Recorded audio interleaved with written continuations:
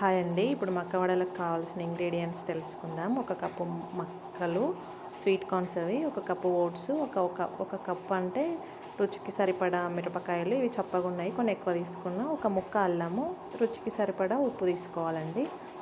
ఇప్పుడు వీటన్నిటిని గ్రైండ్ చేసుకోవాలి. గ్రైండ్ చేసుకున్న తర్వాత అందులో కొంచెం పసుపు, కొంచెం జీలకర్ర వేసి కలిపి, అందులో కొన్ని ఆనియన్స్, కొంచెం కరివేపాకు వేసి మొత్తం కలిపేసుకోవాలి.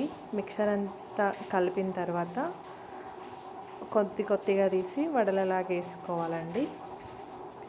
ఇది స్వీట్ కార్న్తో చేసిన కదా, కొంచెం వాటర్ ఉంటుంది స్వీట్ కార్న్. నార్మల్ కార్న్స్ అయితే ఇట్లా ఉండదు, అందుకే ఓట్స్ కలిపినాను. ఓట్స్తో కూడా టేస్ట్ బాగుంటుంది.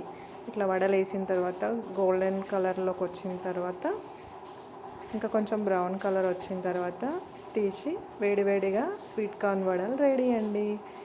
కొత్తగా ఛానల్ స్టార్ట్ చేసిన, ఏమైనా మిస్టేక్స్ ఉంటే క్షమించండి. నా ఛానల్ సబ్స్క్రైబ్ చేసుకోండి. ఇక్కడ చూడండి, లోపల కూడా మంచి కాలింది.